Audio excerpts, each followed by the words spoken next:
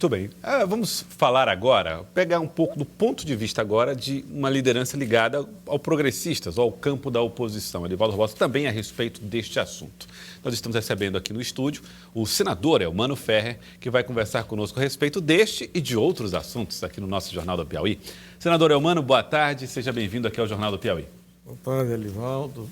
Boa tarde, Joelso. Prazer estar aqui com vocês mais uma vez. E cumprimento a todos que nos assistem. Né? O senhor também entende que há uma possibilidade ainda de terceira via? O cenário está consolidado nessa polarização? Como é que o senhor, com a experiência que tem e com o olhar também do lado do progressistas, pode interpretar essa cena política no momento? Primeiro, minha experiência é mais do ponto de vista técnico.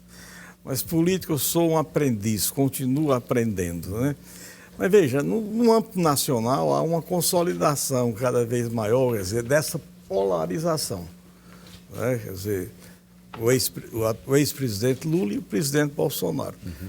A mesma coisa que a gente observa aqui, quer dizer, uma tendência maior à consolidação dos dois candidatos que aí estão, o Silvio Mendes, com sua experiência, e o Rafael também do lado da situação.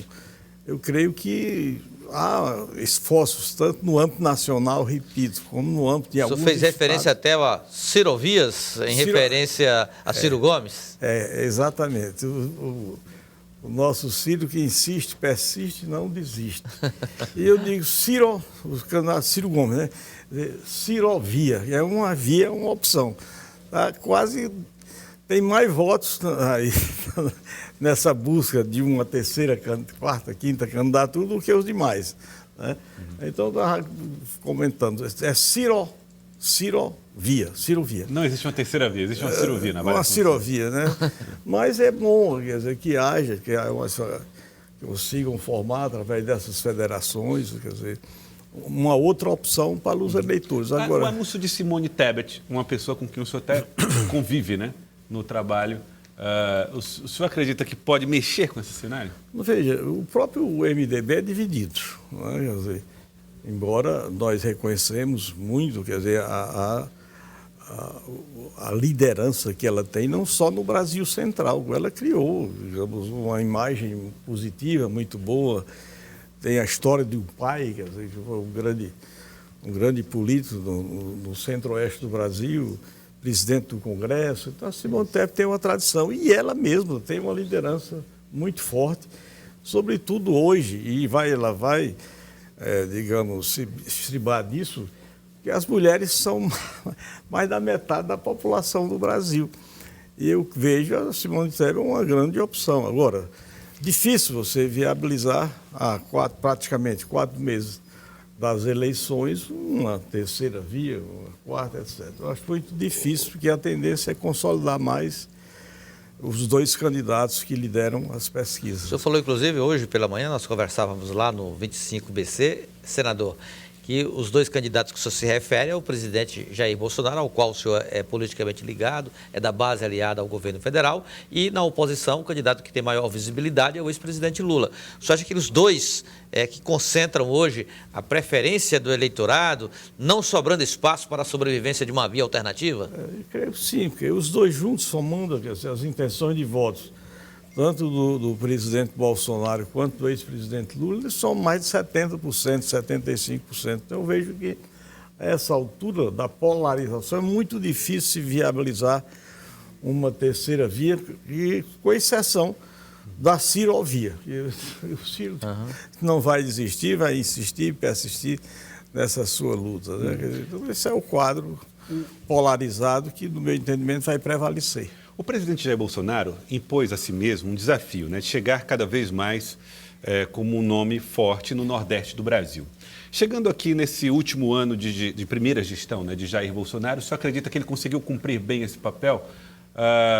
Qual foi o papel que o senhor teve nessa tarefa também de levar as ações do governo federal para o Nordeste e para o estado do Piauí? Veja, o Nordeste hoje tem 57 milhões de pessoas, de habitantes, o Nordeste, a região Nordeste, dos 9 estados, né, com um contingente eleitoral em torno de 40 milhões de eleitores, quer dizer, uma região expressiva integrada por 9 estados, sempre teve um destaque na política nacional, o Nordeste foi importante.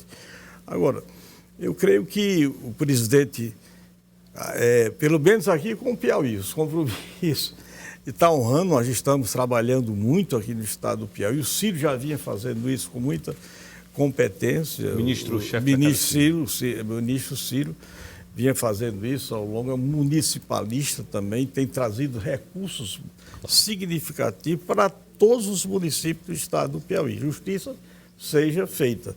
E agora, no cargo que está, tem consolidado cada vez mais, quer dizer, investimentos aqui. Eu sou fruto, quer dizer, eu sou testemunha disso porque nós temos alguns projetos, como técnico, estou aqui há mais de 50 anos e conheço os problemas do Piauí e temos, digamos, liderado esse movimento por mais infraestrutura no nosso estado. Não só de rodovias, pontes, etc., mas aqui na capital. E o presidente da República, o presidente Bolsonaro, ele tem honrado todos esses compromissos que ainda era da campanha de 2018, dia 13, lembro muito, dia 13 de outubro, que eu estive na residência dele. Ele ainda convalescente daquele atentado que sofreu lá em Minas Gerais, mas ele assumiu o compromisso e está honrando. Nós estamos fazendo significativos e importantes investimentos em infraestrutura aqui no estado. Eu lembro até que o senhor, logo depois que terminou o primeiro turno, o senhor foi a primeira liderança do Piauí, aí até onde na época, candidato à presidência, já oferecendo, manifestando apoio para o segundo turno, né? Exatamente. Naquele momento, nós estávamos no Podemos. Né? E tivemos um candidato, que era o Álvaro Dias. E após o primeiro turno, nós eu tomei uma posição de acompanhar o presidente Bolsonaro. E realmente ele tem apoiado bastante. Agora, questão do Nordeste, eu acho que hoje quase todos os governadores são de oposição ao presidente. Há uma consolidação nisso. Creio que nós poderíamos ter agido estrategicamente e politicamente na região Nordeste. Inclusive, hoje eu até tive uma audiência com o presidente em fevereiro e eu rememorei uma preocupação minha fora de pauta quando, na primeira reunião, os 4 vice-líderes do governo e o líder, éramos 5, e o presidente e o chefe da Casa Civil à época. E eu levantei essa questão do Nordeste, questão de uma estratégia política que tivemos problemas e eu creio que a essa altura nós temos que continuar com a programação já estabelecida sob a liderança estratégica do nosso ministro Ciro Nogueira, que está liderando esse processo por delegação do próprio presidente da República. E está se havendo com muita competência nessa articulação. Agora, senador, por falar em investimentos no estado do Piauí, o senhor tem sido assim, um entusiasta, defensor da área da infraestrutura rodoviária. Inclusive, aqui está prevista a visita do ministro da Infraestrutura, do novo ministro, Marcelo Sampaio, no dia 6, para agora conferir e dar a largada para o rebaixamento da Avenida João 23 e obras que também estão em andamento. No caso, a duplicação da 316 até Demerval Lobão e o plano de apresentar um projeto para duplicar até Altos a 343. Como é que está a agenda de obras do governo federal para o momento, aqui nessa região metropolitana de Teresina? Nós podemos destacar o seguinte, aqui em Teresina nós temos um grande programa, quer dizer, que está em execução, uma ideia nossa, e temos trabalhado ao longo desses 7 anos, que é o contorno rodoviário de Teresina. Investimento orçado do princípio em 200 e poucos milhões, do qual faz parte não só o viaduto do Mercado do Peixe, que era para estar pronto, não faltou recurso, o recurso que eu aloquei foi em 2018, eu aloquei mais recursos para fazer o segundo viaduto, que é ali o rodoferroviário ao lado do terminal de petróleo. E também, quer dizer, mais 5,5 km de duplicação ali da ladeira do Uruguai até ali o Tancredo Neves, a ponte que liga, quer dizer, ao terminal de petróleo, terminal rodoviário do Cídio Portela. Quer dizer, e tivemos esse problema da pandemia. Foi a única obra do DENIT paralisada no Brasil, a única obra do DENIT paralisada no Brasil foi o viaduto do Mercado do Peixe. Isso é emblemático. Tanto o ministro Tarcísio Gomes de Freitas como o atual ministro, quer dizer, Marcelo Sampaio, tem comentado sobre isso, e que redundou em prejuízo para nós, sobretudo para a população. Mas, sobre esse viaduto, creio que agora, no mês de agosto, mais tardar, eu quero que seja no final de agosto, esse viaduto seja concluído. Né? Enquanto isso, nós temos todas as condições de iniciar recursos da ordem de 20 milhões para o rebaixamento ali na ladeira do Uruguai, que é uma obra emblemática, importantíssima para a mobilidade urbana, não só esses viadutos, mas os outros que estão previstos e tem que ser feito, porque aliás, essas obras de infraestrutura que nós estamos nos referindo, o contorno rodoviário de Teresina e outras, eram para ter sido feitas há 3 décadas, há 30 anos atrás. Estamos atrasados. Né? Estamos atrasados. Daí porque a importância que a gente dá a esta obra. Eu sei que é importante nós trabalharmos pelos municípios também. No caso meu, eu coloquei emendas parlamentares para 212 municípios. Mas também, por exemplo, só para o DENIT eu já coloquei mais de 120 milhões, já estão lá. Inclusive esses 70 e poucos milhões da duplicação aqui em direção a Demerval Lobão. Agora, nós não podemos privar Teresina, toda essa região norte aqui do Piauí, da duplicação aqui de Teresina a Altos. E de Altos a Campo Maior e Campo Maior até Piripiri. Quando lá encontra a BR-222, que vai para o Ceará, com a 343. Até aquele trecho ali, o trânsito é mais intenso, a movimentação é um pouco maior. E vai ficar mais. Nós parlamentares, de todos que integram o Executivo Federal, Estadual e Municipal aqui do Piauí, nós temos que nos voltar sobre o ponto de comprometermos o futuro desenvolvimento. Quer dizer, que o crescimento do Piauí é uma realidade. Estamos com um problema conjuntural. Isso vai passar, nós temos todas as condições de sermos um grande estado, aliás, somos, mas não aproveitamos, digamos, a riqueza, o potencial que tem o Vale do Gurgueia e, sobretudo, também os cerrados do Piauí. Senador, passou esta semana na Câmara Federal uma matéria que, apesar de ter sido uma aprovação com ampla maioria, mas gerou na oposição um certo pé atrás, mas que prevê a redução do ICMS sobre atividades que são consideradas essenciais, como combustíveis, energia, telecomunicações e transporte coletivo. A matéria vai agora para a casa que o senhor faz parte, o Senado Federal. Qual a expectativa? Os governistas têm assim um certo pé atrás com relação à consistência da base governista lá no Senado, mas o senhor acha que terá tramitação tranquila? Há até uma dúvida em relação a como vai conduzir a matéria o presidente Rodrigo Pacheco? Veja, o Senado é a casa da federação, a casa dos estados, a casa do município, quer dizer. E aí, inegavelmente, estamos estabelecendo esse teto de 17% do ICMS, que não pode passar disso, quer dizer, com relação aos derivados do petróleo, combustíveis, né, e energia elétrica. Isso é um problema que vai impactar os governos estaduais, todos os estados. Agora, o que fazer? Nós estamos numa situação em que a população não aceita mais, digamos, o preço de combustível e nem a economia.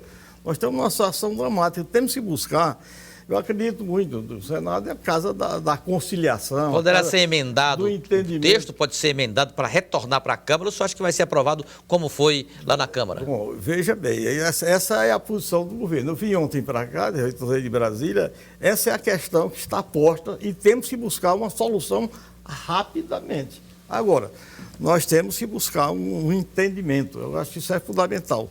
Mas o presidente, a inquietação do presidente Bolsonaro com relação ao impacto, digamos, dessa crise do petróleo, que é conjuntural. Quer dizer, nós já tivemos, na série histórica de 10 anos, tivemos petróleo, um barril a $28 há alguns anos atrás. Ou seja, isso aí, agora, nós temos que sair dessa crise. A sociedade não suporta essa questão dos derivados, do preço dos derivados do petróleo. Tudo nosso está em cima disso aí. Os alimentos, enfim, o transporte de massa.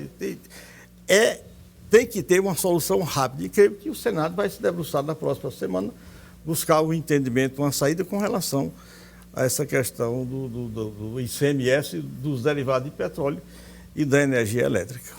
Quero agradecer. Muito obrigado, senador Elmano Ferrer, pela participação aqui no Jornal do Piauí de hoje. Eu agradeço a todos vocês, Obrigado, Elinaldo, senador. amigo, e você também, e a todos que nos ouvem, né? E vamos em frente, vocês não falaram em política, né? Não. Falando. Eu soube só, eu vi na sua agenda, já que o senhor tocou no assunto, viu, Joelson? Amanhã ele tem um evento importante em Parnaíba. Tem dobradinha Elmano, Gracinha Mão Santa em Parnaíba, né? Exatamente, nós estamos indo lá, eu espero que nós celebramos digamos, essa chapa da federal e para a estadual. A Gracinha é uma máquina para trabalhar. A Gracinha, eu conheço a secretária de Aí junta com outra máquina. muito trabalhador. É uma grande conquista para o Piauí ela chegando à Assembleia Legislativa. E Monsanto continua esse homem irrequieto, trabalhador, né? Amor pelo Piauí, pela sua Parnaíba. E vamos lá. E eu preciso, veja. Mas a minha pré-candidatura federal, eu tenho entusiasmo porque tem uma missão. Nós temos que ter um envelhecimento ativo. Esse é o grande programa. Vocês vão chegar lá. Vocês são jovens, mas nós temos que morrer trabalhando. E essa é a missão do velhinho. Mas está em forma, né, tem muita coisa a fazer. O senhor está em forma. Dessa vez, como deputado federal, é a pretensão que o senhor tem, É né? que eu tenho, sou pré-candidatura. candidato a deputado federal, tem sido muito bem acolhido por onde a gente passa e trabalha, e eu vou ter a confiança a população corresponde, sobretudo aqui em Teresina. Então, vamos continuar trabalhando e muito. Temos que trabalhar muito mais do que nós estamos trabalhando. Essa é a missão do nós. Então, a agenda vai Agradeço ser amanhã a em você. Parnaíba, é isso, né? É em Parnaíba. A agenda é em Parnaíba. É o lançamento de pré-candidaturas, né? Mas a sua e a da filha do prefeito. Comandada pelo Ciro, a Iracema, como candidata a vice, né? O Joel ao Senado, eles vão amanhã para a região litorânea, né? E eu também vou chegar por lá à noite, mas trabalhando, para trabalhar. E se eu conquistar Parnaíba, o velhinho com Teresina já está bem encaminhado, né? Tá certo. Senador Elmano, obrigado pela participação aqui no Jornal do Piauí.